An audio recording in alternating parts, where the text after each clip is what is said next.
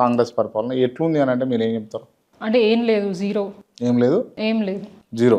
Zero, zero, zero administration, zero అంటారు మీరు. Zero పరిపాలన. రైట్. ఇప్పుడు సీతాఫలం మండిలా ఒక మహిళ, మీలాంటి మహిళ ఉచితంగా బస్సు ఎక్కి ఆంచెల్లి సెక్రటేరియట్ రాగలుగుతుంది, జూబ్లీ హిల్స్ పోగలుగుతుంది, అటు గట్కేసర్ పోగలుగుతుంది, అటు ఉప్పల్ పోగలుగుతుంది, ఇటు ఎల్బీనగర్ పోగలుగుతుంది, ఇటు మాదాపూర్ పోగలుగుతుంది.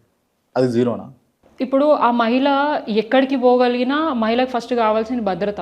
ఆ భద్రత లేనప్పుడు ఆమె ఏడికి పోతే ఏం భద్రత లోపించింది మీకు కనిపించట్లేదా ఏం జరుగుతుందో రాష్ట్రంలో? గతం కంటే ఇప్పుడు క్రైమ్ రేట్స్ పెరిగిపోయినాయి, అత్యాచారాలు, మానభంగాలు, దొంగతనాలు, డే లైట్లో మర్డర్లు జరుగుతున్నాయి.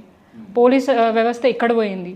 ఇప్పుడు చాలామంది రీసెంట్ టైమ్స్లో చూసిండ్రు కదా, మార్నింగ్ పూట అంతెందుకండి, రీసెంట్గా జూబ్లీ సెలెక్షన్ అయినప్పుడు ఇక్కడ మన రేమత్ నగర్ ఆడ ఈరోజు నైట్, అంటే ఎగ్జాంపుల్ చెప్తున్నా, అప్పుడు సాయంత్రం క్యాంపెయినింగ్కి ముఖ్యమంత్రి గారు వస్తారు, అదే డివిజన్లో నెక్స్ట్ డే మార్నింగ్ ఒక శానిటేషన్ వర్కర్ మీద అర్లీ మార్నింగ్ 5:30, 6 o'clock టైంలో ఆమె మీద అత్యాచారం జరిగింది. ఇప్పటిదాకా మరి ప్రభుత్వం ఎందుకు ఒక గవర్నమెంట్ ఎంప్లాయీ మీదనే అట్లా జరిగితే ఎందుకు స్పందించలేదు? మేయర్ గారు స్పందించలేదు, ఒక మహిళగా ఉండి డిప్యూటీ మేయర్ గారు స్పందించలేరు. ఆ శాఖ అంటే అక్కడ ఉన్న హోమ్ డిపార్ట్మెంట్ ముఖ్యమంత్రి గారు దాని గురించి మాట్లాడలేదు. మాట్లాడమంటే ఆ వ్యక్తి డీటెయిల్స్ గురించి కాదు, అట్లాంటివి జరగకుండా ఏం చర్యలు తీసుకున్నారు ఏంటి అని. ఫ్రీ బస్ ఒక్కటి సరిపోతుందా అండి? ఫ్రీ బస్ తోటి ఇంకేం కనెక్ట్ ఉండదా?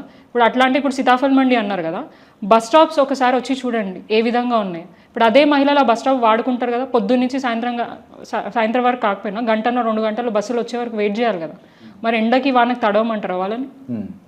ఒకవేళ అక్కడ షెల్టర్ లేదు, బస్ షెల్టర్ లేదు, ఎక్కడో చెట్టు నీడనో పోతుంది, బస్సు వస్తుంది వెళ్ళిపోతుంది, మిస్ అవుతుంది కదా, మళ్ళీ అదొక ఇబ్బందే కదా.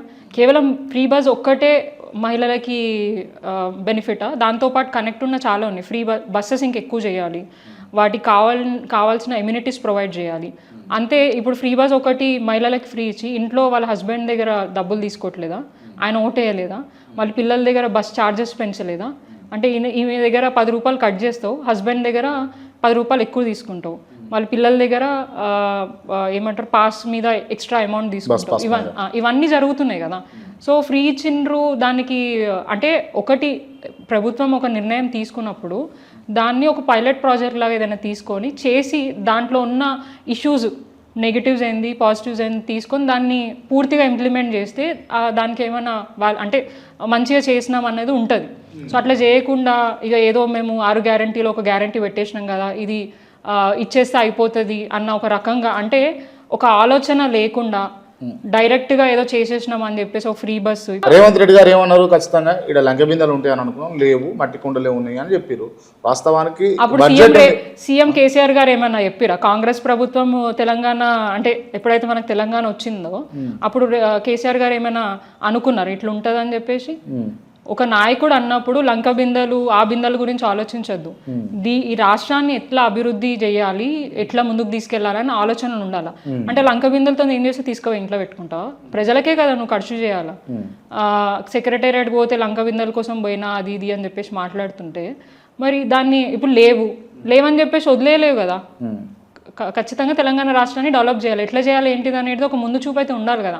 కానీ ఆ ముందు చూపు లేకుండా ఇష్టారీతంగా మీరు చెప్పండి ఒకసారి రియల్ ఎస్టేట్ పరిస్థితి ఏందో. మీరే కొన్ని సందర్భాలలో చూపిస్తారు, రియల్ ఎస్టేట్ కుప్పకూలిపోయింది, ఎక్కడ లేదు అసలు. ఫస్ట్ ఆఫ్ ఆల్ గతంలో కనీసం ఎవరి దగ్గరికైనా పోతే అప్పు ఇచ్చే పరిస్థితి ఉన్నాయి, ఇప్పుడు అప్పుడు ఎవరిస్తలేదు భయానికి. ఎందుకంటే రొటేషన్ జరగట్లేదు, ఇక్కడ బిజినెసెస్ లేవు, రియల్ ఎస్టేట్ పూర్తిగా కూలిపోయింది.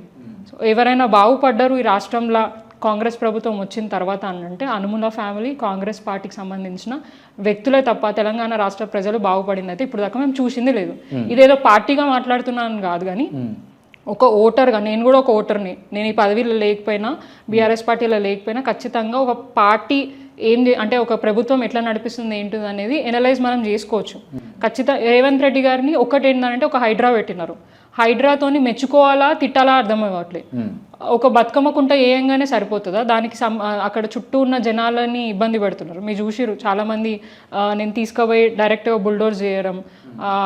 ఇప్పుడు వాళ్ళ ప్రభుత్వ హయాంలోనే రోడ్లు వేస్తారు, అక్కడనే పర్మిషన్లు ఇస్తారు, మళ్ళీ అదే ఇండ్లను తీసుకుపోయి కూలగొడతారు. మనం కొన్ని సందర్భాల్లో చూసినాం వాళ్ళ గోసేందో రోడ్ల మీదకి వచ్చి ఇట్లనే ఇల్లు ఏమంటారు గోప్రవేశం చేసుకుంటారు, తెల్లారే బుల్డోజర్ వస్తుంది, సాటర్డే సండేలే పనిచేస్తారు.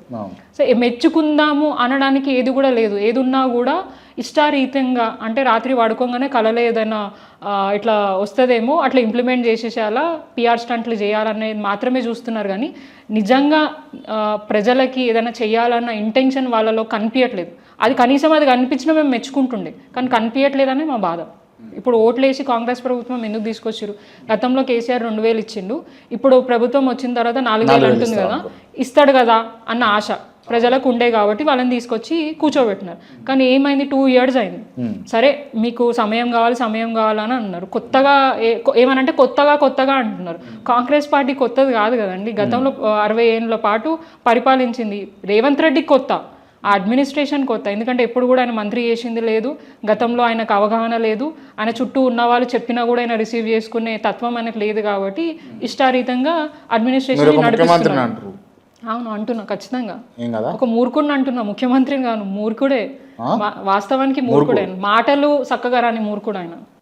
నోరు తెరిస్తే చాలు చిల్లర మాటల చీఫ్ ముఖ్యమంత్రి కాదు, చీఫ్ ముఖ్యమంత్రి. హేమగారు మీరు ఒక కార్పొరేటర్ అంతే, మీరు ఒక ముఖ్యమంత్రి స్థాయిలో ఉన్నటువంటి వ్యక్తి గురించి చీప్గా మాట్లాడుతున్నారు. అంటే ఆయన చీప్గా మాట్లాడుతున్నాడు కాబట్టి నేను కూడా చీఫ్ ముఖ్యమంత్రి అంటున్నా అండి. ఇప్పుడు ఆయన హుందాతనం ఆయన ఇప్పుడు ఆయన పదే నేను ముఖ్యమంత్రిని అని గుర్తు చేసుకోవాల్సిన అవసరం ఎందుకు వస్తుంది రేవంత్ రెడ్డి గారికి? ఆయన కనీసం ఆ చేరుకున్న గౌరవాన్ని ఇవ్వండి అని అడుక్కుంటున్నాడు. ఎందుకు? ఆయన మాట తీరు బాగాలేదు, అందుకని ప్రజలు కూడా ఆయనని వెల్కమ్ చేస్తలేదు. నాకు తెలిసిన ఊహ తెలిసినప్పటి నుంచి ఒక ముఖ్యమంత్రిని ఇంత వరస్ట్గా తిట్టిన వాళ్ళు ఎవరు లేరు, ఒక రేవంత్ రెడ్డి గారు తప్ప.